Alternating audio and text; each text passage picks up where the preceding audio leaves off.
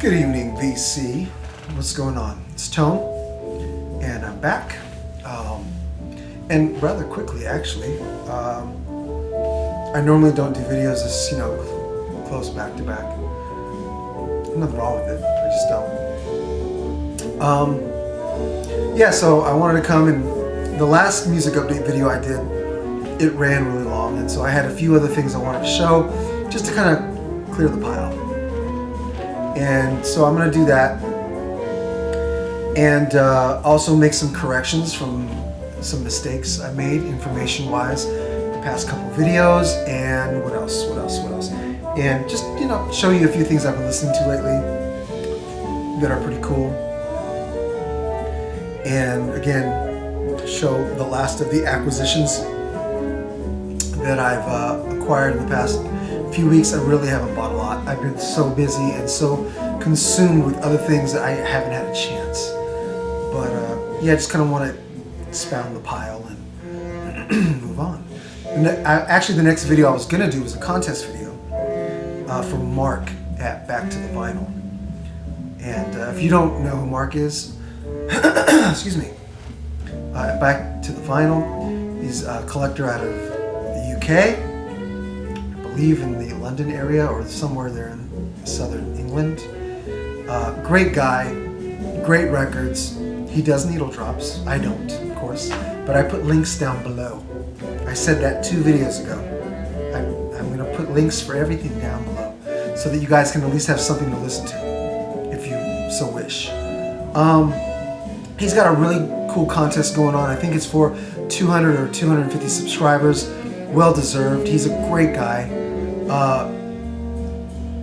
He's very eloquent, and he just does a good job. So he's got a great and interesting contest coming up due May 1st. And so I'm going to be doing that. And I didn't expect to do this video, but I thought, hey, let me just get this stuff out of the way. And because I wanted to share it with you guys. So let's go ahead and start really quickly. So some of the corrections I need to make. Last video I did was the VCLT video, the stuff that I received from Jim in April, Memphis Vinyl Jim and the Misses. Incredible package, by the way. Just I'm still not even over it. It's amazing. But 2 of the records that came in this package were 2 7-inch 45 RPM singles of some pretty rare and hard to find gospel records from like the 70s, late 70s, mid 70s. And one of the records was by the Kingdomaires. It's an incredible record, by the way. And I said it was on Saint Vine Spirituals. So for any of you who are interested, you want to check out the label, I said Saint Vine Spirituals. It's not Saint Vine Spirituals, it's actually DRVinyl Spirituals. So D hyphen and then Vine. DRVinyl Spirituals. So that's the label that the Kingdomaires are on.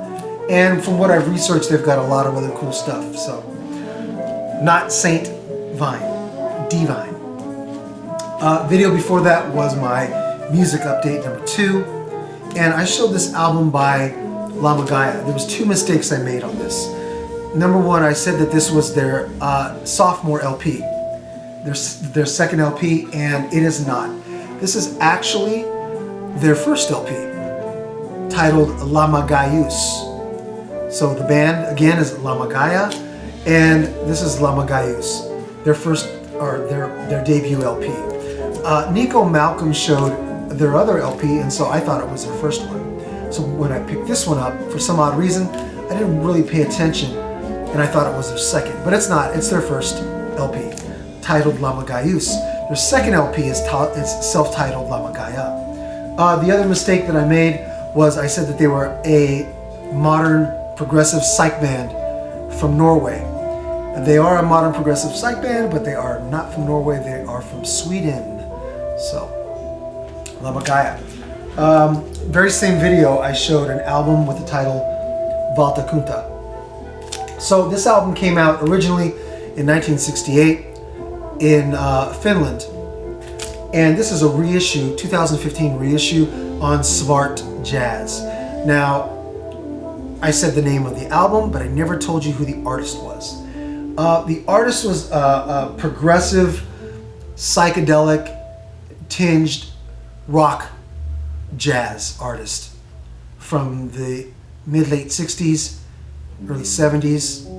And his name is Eero Koivistoinen. And I don't know if I pronounced that correctly, but Eero, E-E-R-O, and Koivistoinen. And the album is Valtakunta. Great album. Let's see, who could correct me? Miko at the Vinyl Corner. He's the one where I saw it, you know. Correct me, Miko, if I'm wrong. Eero Koivistoinen. That's the artist. Valtakunta. So those are my corrections. What have I been listening to? Eddie Harris. Here Comes the Judge. This is my absolute favorite Eddie Harris record ever. Reason being is this was my dad's very favorite Eddie Harris record, and this is where how I was introduced to Eddie Harris as a kid. Of course, not back when it was released, but I wasn't even a thought. In fact, my parents weren't even married. This album was one of his favorite jazz albums. He played this album quite often, and this is where I learned of Eddie Harris and became to really like Eddie Harris as a kid and as a teen and whatnot. And this is an original 2i Columbia 360 sound stereo label. And yeah, this isn't my dad's copy. My dad's copy was this good, but somebody borrowed some records, quite a few records, and I never got them back. And I've lent a lot of records to people, so I don't know which person it was, and it was such a long time ago, I don't even remember. I know that's horrible. But I was able to pick up an original pressing 2 years ago, and I've been listening to that lately. Because of that record, I pulled this record out as well. This is a much earlier Eddie Harris record. This is Exodus to Jazz. This is a 1959 or 60, I think, pressing on VJ Jazz. But of course, you know, people know VJ in the mainstream for being the first label to distribute Beatles records here in the United States. Obviously, that's no secret. It's a very well-known fact. Right before the Capitol deal, of course, which made history. But what a lot of people don't know is VJ was a black-owned label out of Chicago, and it was a very powerful subsidiary, or a very powerful independent label at the time, which had a lot of great subsidiary labels like Falcon Records and Abner Records. And that label produced a lot of great jazz, the VJ label, and the subsidiaries produced a lot of great early R&B groups and doo-wop groups, like the Prodigals and stuff like that. I'm going to actually be doing a video about that later on, regarding some of the subsidiaries on VJ. I have a lot of cool stuff to show in regards to that, and that'll be in the works soon. But yeah, this is a great record on VJ Jazz. Exodus to Jazz, Eddie Harris, VJ Jazz. Anyway, so excellent record. Psychedelic Furs, I was listening to yesterday. I pulled this out.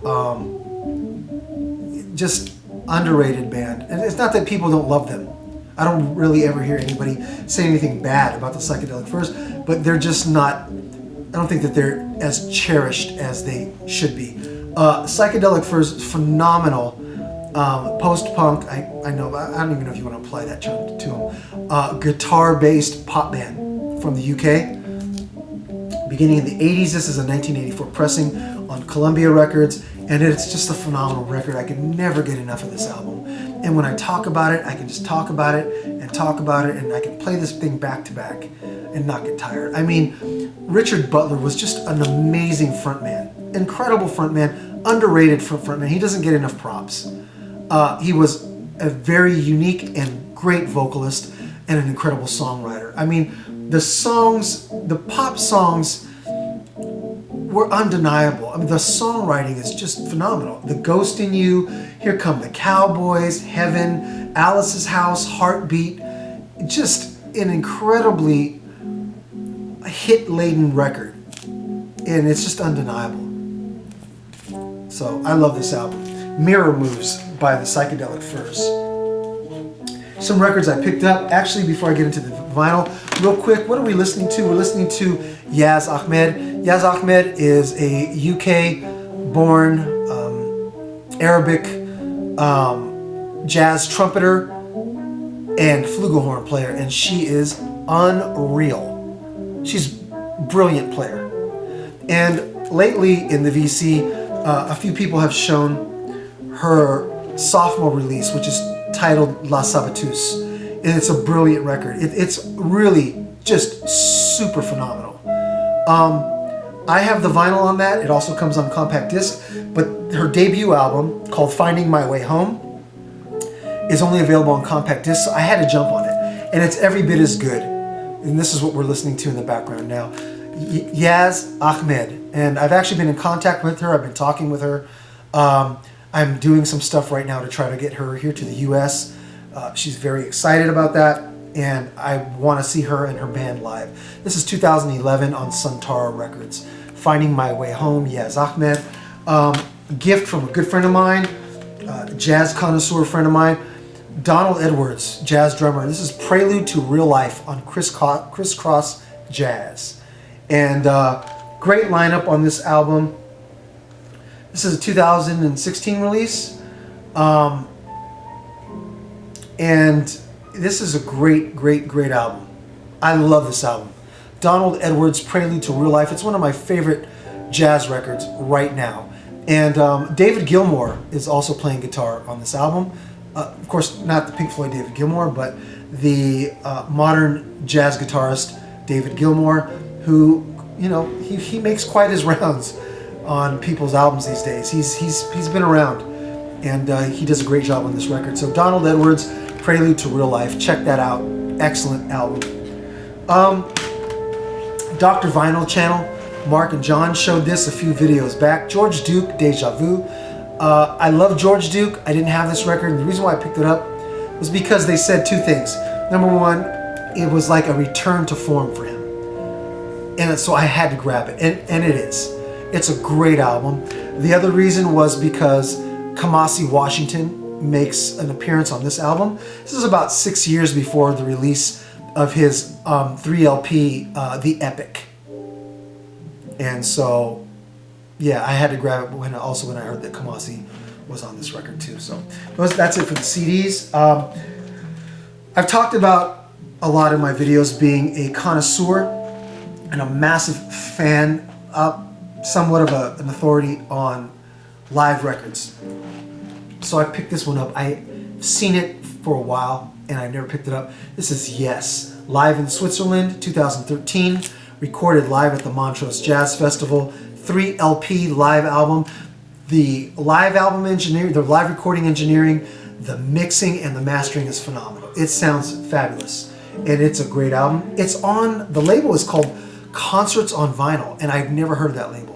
You would think that being such a fan of live recordings, I would have known about that label, but I had no idea the label existed until I picked this up, and you can bet that I'm going to be checking, out more stuff on that label. Concerts on Vinyl, and this is a DMM cut record, direct metal mastering, and yeah, excellent. I also picked up this album, 2014, on Nave Records by Meshell and DegeOchello. This is called Comet, Come to Me. So if you're not familiar with Meshell and DegeOchello, Meshell and DegeOchello has been around for about 20 years in the mainstream. She was kind of categorized in that neoclassic soul movement that rose out of the mid-90s with like D'Angelo and Maxwell, Erykah Badu, etc., etc. She is probably one of the best funk, jazz, soul bass players to ever come along in the past 20 years. Not female bass players, but bass players, period. I mean, she is a monster on the bass. I worked with her quite a bit earlier in my career. She's an incredible artist, but you won't find that on this record. You're not going to find that type of bass playing. Her bass playing on this record is much more subtle. What this record focuses on is something that should have been focused on a long time ago, and that is her absolutely phenomenal songwriting skills. She's an amazing songwriter. I don't even know how to describe it. It's just amazing. I'll leave links below so you can hear some stuff. I might leave a link for this one to the entire album. She does an amazing avant-garde cover of the Houdini song, the rap song Friends, but not in, I mean, there's like a subtle background voice rap to it, but it's incredible. Her cover of Houdini's Friends, amazing record. Beautiful songwriter. So I would highly recommend this. Meshell and DegaOchello, 2014 on Nave Records, and the title of the album is Comet, Come to Me. I also picked up Judith Owen, Somebody's Child. I'd known about Judith for a while. This is a 2016 release on Twanky Records. The song on here called More Than This is just wonderful. If you're not familiar with Judith Owen, if you're a huge fan of Carole King, you'll be a fan of Judith Owen. Not nearly as profound of a songwriter, but she's an amazing songwriter. She's a great pianist. She's got great vocal presence, and her feel is what you would want Carole King to be doing right now. That's what Judith Owen's doing. Album again is Somebody's Child, Judith Owen, and highly recommended. I picked up FM. This is their sophomore album, direct to disc. I have their first album and their third album, and I've always wanted the second one. Never could find a copy there. It's always just worn. FM is one of those bands you either hate them because you think that they're just trying to copy Yes too much, or you absolutely love them. I love this band. And do you hear the Yes influence? Heck yeah, you do. Absolutely you do. But not without also recognizing their own fingerprint and their own contribution to the production and the writing. I hear a lot of, especially on this record, a lot of Irish folk subtleties in the production and in the accompaniment. Great progressive rock band from the mid-70s. This is 1978 on Labyrinth Records, Canadian pressing, original pressing, and again, it's appropriately titled Direct to Disc because this was their first album that was recorded direct to disc master. It's a direct to disc recording, so it's a tongue twister. Direct to disc recording. FM. Somebody mentioned this a few videos back. I went to look for my copy, and this is probably one of the ones somebody never returned. And so I actually picked up another copy of it lately. This is an original UK pressing on Polydor. This is The Glove. The album is Blue Sunshine. If you're not familiar with The Glove, this is a post-punk, electronic-ish band comprised of Robert Smith from The Cure and Steve, oh my God, what's Steve's last name? The bass player from Susie and the Banshees. I forget his last name. It starts with an S. The one who started Susie and the Banshees with Susie Sue. So it's him, Robert Smith on guitar and vocals, and Jeanette, oh my God, what's the female vocalist's name? The female vocalist, she was like a staple vocalist in that particular time in the UK, in this particular movement, the post-punk movement. And she makes up the third member of this band. And it's nothing like The Cure really, nothing really too much like Susie and the Banshees, but it's more like New Order, but a little more rough. The Glove, Blue Sunshine. Last but not least, I don't see a lot of people mentioning Left Lane Cruiser. I've loved this band. I don't own any vinyl until now. I have a couple albums on CD, and I picked up this comp. I don't normally do comps unless they're exploratory comps, like the Late Night Tales series and stuff like that.